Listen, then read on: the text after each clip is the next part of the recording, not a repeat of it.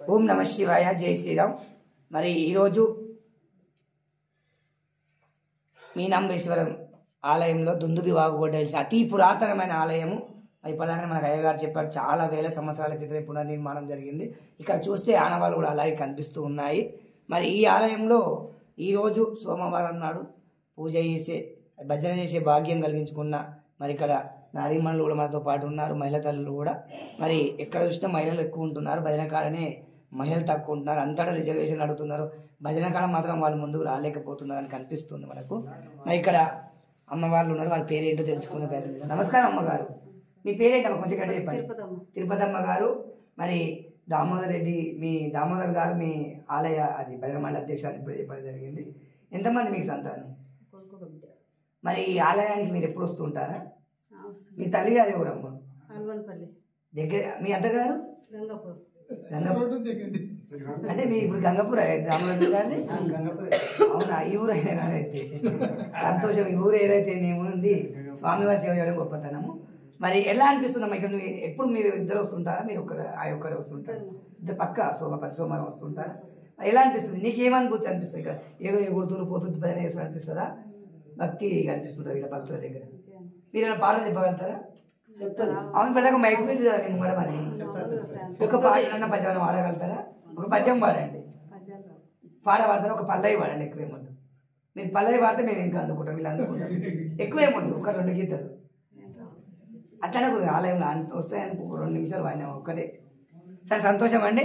మరి వీరి భర్త మరి భజన మండలి అధ్యక్షులు, మరి వారు కూడా ఇక్కడ ఉండడం చాలా గొప్ప విషయము. మరి రండమ్మ, మీరు కొంచెం ముందుకు రండి. మరి మీ పేరేంటమ్మ తల్లి? భీమకొండమ్మనా? భీమమ్మనా? భీమకొండమ్మ. మరి మీ భర్త కూడా ఇక్కడికి రావడం జరిగింది, మీ శ్రీవారు కూడా. మరి ఆయన ఇంకా ఎక్కువ తిరుగుతుంటారు, మాకు ఏదో పోయినా కనిపిస్తుంటాం మీ ఆయన.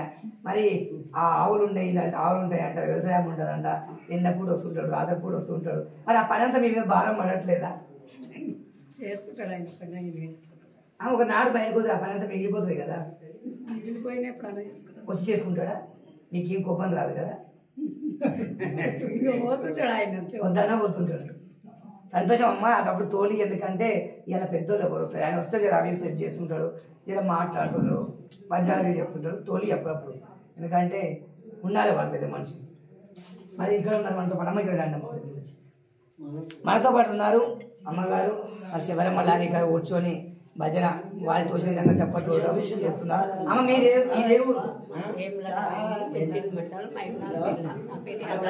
చాలా చక్కగా స్వామి చేసేపాడు. మీరు అయిపోయింది కదా, ఒక్క 2 నిమిషాలు మీరు అయిపోయిందని మీకు లొల్లి పెట్టకూరి. అమ్మగారు చాలా చక్కగా అట్లా చెప్పి మరగాని చెప్పమ్మా. వేముల గ్రామము, విడ్జిల్ మండలం, మహబూబ్నగర్ జిల్లా. నా పేరు యాదమ్మ. అక్కడికి వెళ్ళి వచ్చారా? మీరు ఉండగా ఎక్కడ ఉంటారు? వచ్చిపోతుంటాం. వెళ్ళి వచ్చారా? ఇప్పుడు ఎలా వచ్చావు? మరి అతి సోమవారం వస్తుంటా? శంకరమ్మ ఉదయం వచ్చి సాయంత్రం వెళ్ళిపోతా. ఈ 2-3 వారాలు ఇక్కడ ఉన్నా. అవునా? మాత శంకరమ్మ వెలిసిన గ్రామం, చాలా గొప్ప వ్యక్తి. ఆమె నల్గొండ జిల్లా భక్తులు ఉన్నారు. నల్గొండ జిల్లా కూడా నేను పోయేందుకు తెలుసు నాకు. మీకు పాటలు ఏమైనా వచ్చామ్మా? రావా పద్యాలు? ఇంకా విషయం భజన చేయడం, చెవులతో వినడం.